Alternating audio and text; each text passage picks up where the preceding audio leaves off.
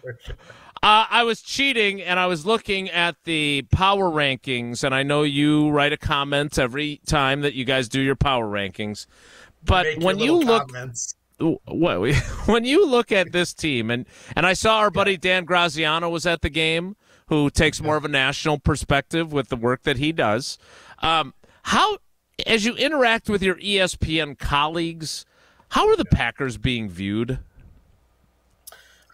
I think they're being viewed a lot like we do, in that there's just the curiosity. The curiosity factor that is right here is also nationally. The other thing that from a national perspective, I just got off the phone with Stefania Bell, who's our injury person, and she's just can't figure out what's going on with the hamstrings and why Christian Watson and Aaron Jones aren't back. And it's the same stuff we're trying to figure out, right? Like, I will say this from a national perspective. I haven't been on TV as much lately, but I will be on TV today and Thursday. But, as these guys start winning more, I think they'll get a higher profile nationally.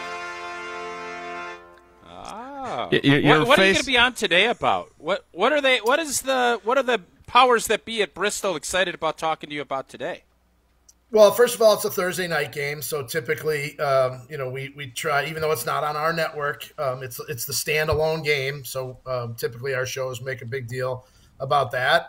I will say this though: had they lost on Sunday, I was told I would not be needed on TV today. So you make that of what you want. They've got Ryan Fitzpatrick instead, Tausch. They booked him. So he's got a better beard. Yeah. All right, Rob, so when you look at this, I'm convinced that win in the fourth quarter, the way they did, is a springboard when you're talking about a young team.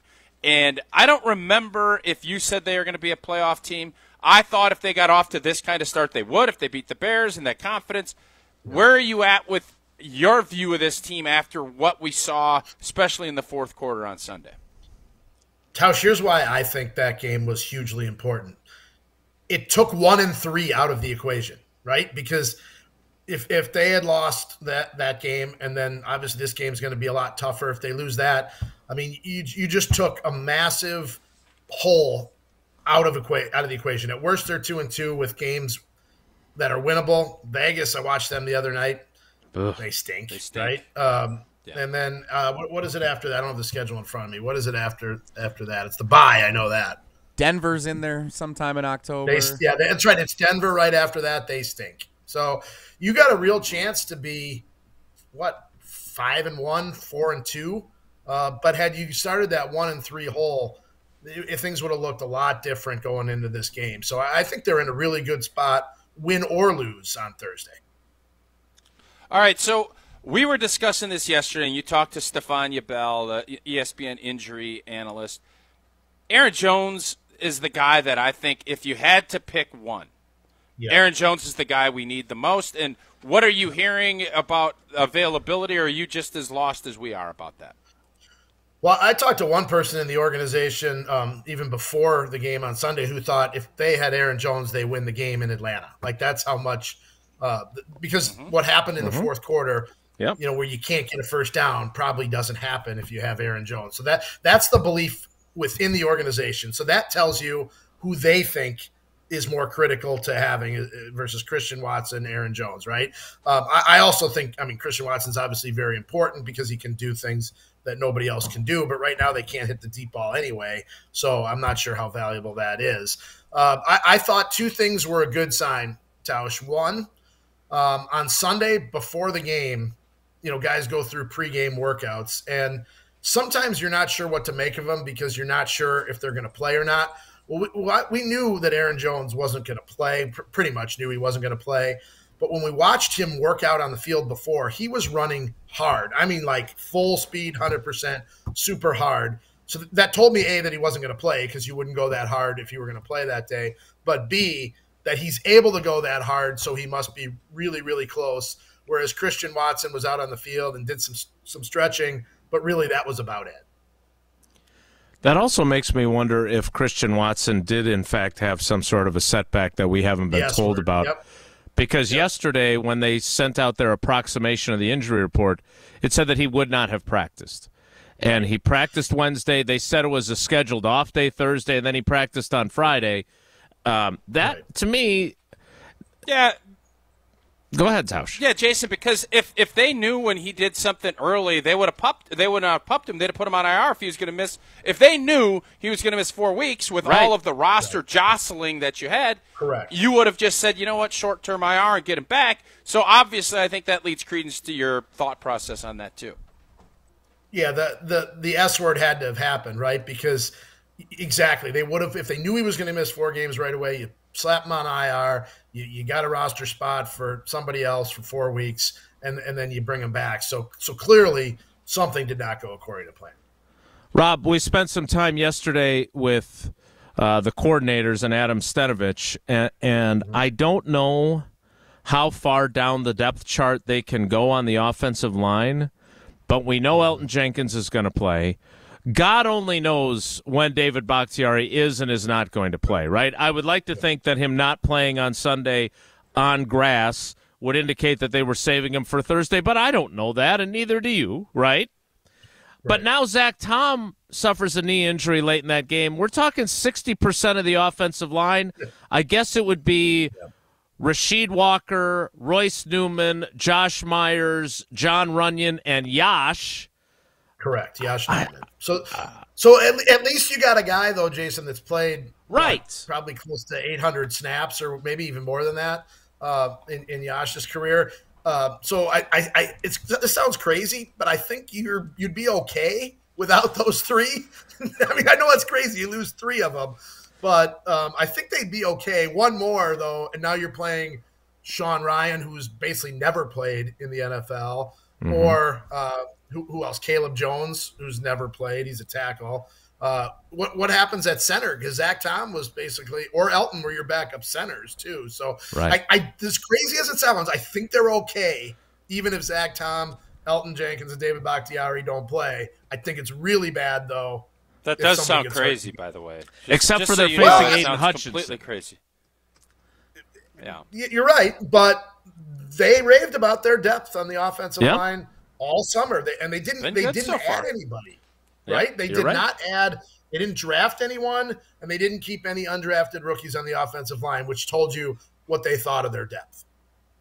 Have you guys noticed after Stenovich made those comments to Wilde's question, and then was more than likely reprimanded for saying it? Has he toned it down a little bit?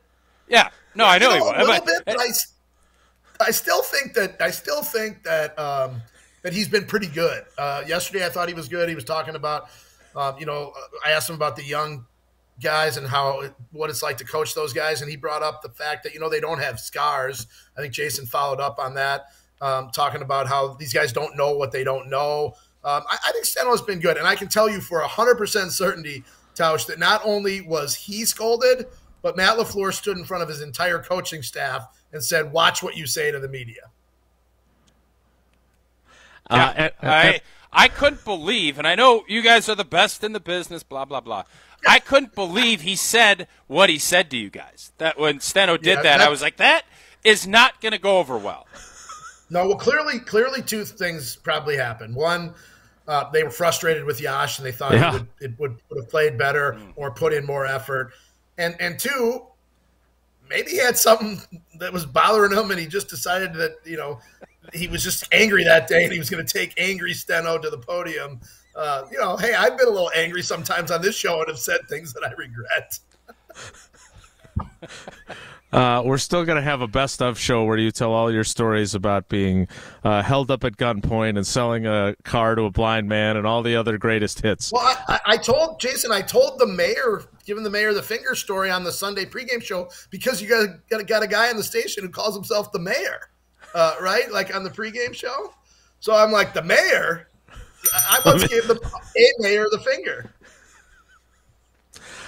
You could check out Rob's new album, All My Best Stories, which will be dropping on Spotify right along with Frank Turner's new music. Rob, before you go, I know you're working on a story on Rashawn Gary. You had the good question yesterday about if he's been able to do what he's done in 57 snaps across 3 games, don't you wonder what he could do with 57 snaps in 1 game?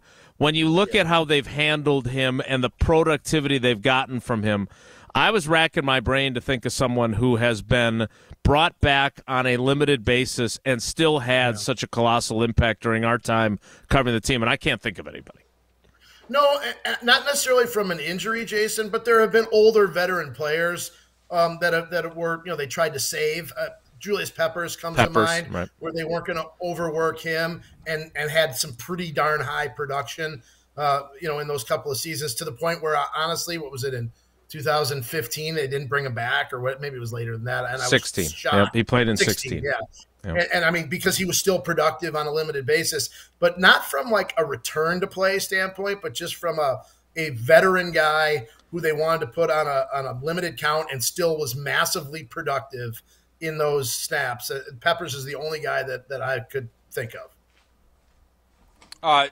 Rob, is Rashawn Gary going to get a new contract before the year's out? The calendar year.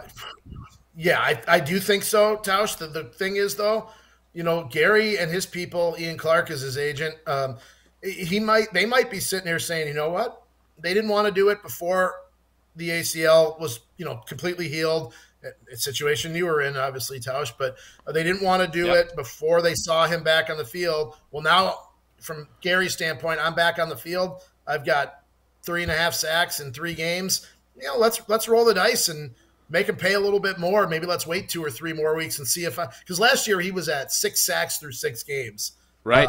And massively productive. So the price is only going to go up. It's obviously a game of risk for the player because, it's the bird in the hand thing, right? Do you take what you can get now, or do you roll the dice and get more a little later? I would bet, just a guess, but I would bet by late October, early November, they have a deal done. That was the window with Bakhtiari, I believe. It was a early November contract extension in 2020.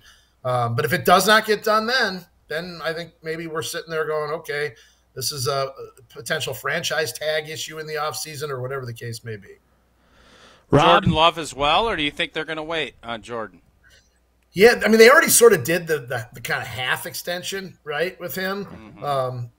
I got to look at the cap number and see if it actually benefits them any more to do it now or just wait till next year at some point. Rob, we appreciate you. You look great in your study. Clearly the ceiling fan is circulating the air perfectly for you. Yeah, it's making me dizzy looking at the fan. I'm going to have to turn that off next time. But I didn't want to get up off the quote-unquote set here. Walls are still the same color, though. That was in question last week. You never know from week to week. All right, I'll see you at Lambeau. Thanks, buddy. We appreciate you. All right, we'll be seeing you. That is the fantastic Rob Demovsky. He joins us once a week. He joins all our shows once a week here across ESPN Wisconsin.